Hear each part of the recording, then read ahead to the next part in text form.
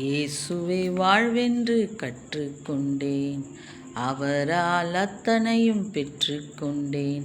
என் ஜெபமெல்லாம் வீணாக போகல, என் விசுவாசம் என்றும் தோற்கல.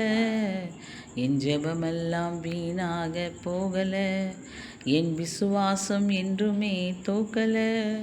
நான் ஜெபிக்கும் நேரம் அக்கினியாய் மாறும், தடையெல்லாம் விடையாக மாறி போகும்.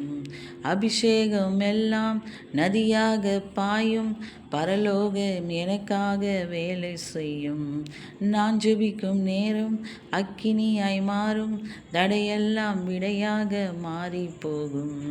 அபிஷேகம் எல்லாம் நதியாக பாயும், பரலோகம் எனக்காக வேலை செய்யும். Praise the Lord. எல்லாம் எப்படி இருக்கீங்க? நல்லா இருக்கீங்களா?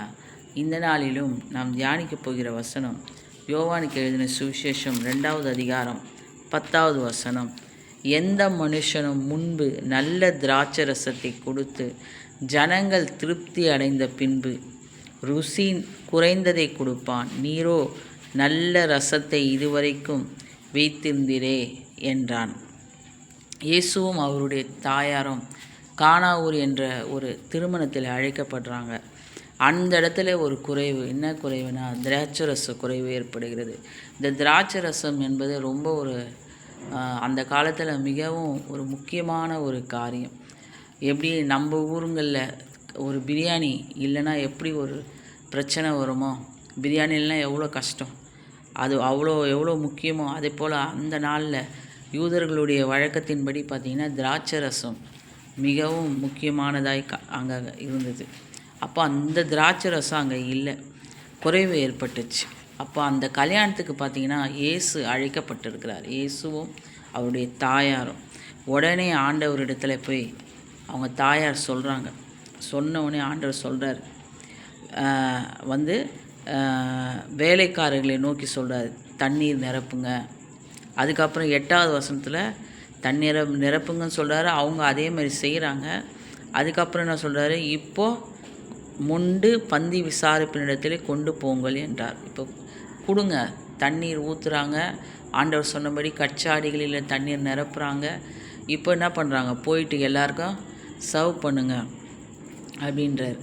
இப்போ அந்த பந்தி விசாரிப்புக்காரனுக்கு தெரியாததினால் அவன் திராட்சை ரசம் எப்படி மாறிடுச்சு. தண்ணி தானே இவர் ஊற்ற சொன்னார், இப்போ எப்படி தண்ணீர் இப்போ என்ன ஆயிடுச்சுன்னா திராட்சை ரசமாய் மாறிடுச்சு.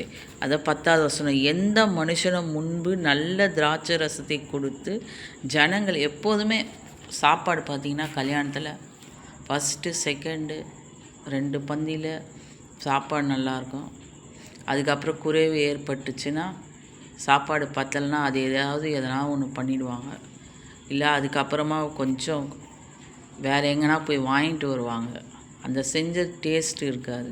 எங்கன்னா ஒரு கடையில் போய் ஒரு அவசரத்துக்கு எமர்ஜென்சிக்கு வாங்கிட்டு வருவாங்க, அது அந்த அளவுக்கு டேஸ்ட்டாக இருக்காது. அதே போல் தான் இவர் சொல்கிறாரு, எல்லாம் ஃபஸ்ட்டு தான் நல்லாயிருக்கும். ஆனால் இப்போது பார்த்திங்கன்னா அதே ஈக்குவலாக ஃபஸ்ட்டு பந்தியில் சாப்பிட்ட அதே டேஸ்ட், அதே திராட்சை ரச டேஸ்ட் இப்பயும் இருக்குதே அப்படின்னு சொல்லி அந்த மனுஷன் சொல்கிறதை பார்க்கிறோம். அப்போது இயேசு இது எப்படி நடந்துச்சுன்னா இயேசு அந்த இடத்துல அழைக்கப்பட்டார். ஹல்லேலூயா. அதே போல் நம்முடைய வாழ்க்கையில் இயேசு இருந்தார்னா அவர் நம்மோடு அவரும் எல்லாவற்றிலும் நம்ம முதன்மையாக வச்சு அழைக்கப்பட்டால் நம்முடைய விசேஷமான காரியங்களாக குறைவு ஏற்பட்டாலும் அதை எப்படி முன்பு ரசம் திராட்சை ரசம் ஃபஸ்ட்டு இருந்த திராட்சை ரச டேஸ்ட் எப்படி இருந்துச்சோ முடிவிலும் அதே டேஸ்ட்டு ஆண்டவர் கொண்டு வருவார். அவருக்கு நம்ம முக்கியமாய் கொடுக்கும் போது. ஆமென்.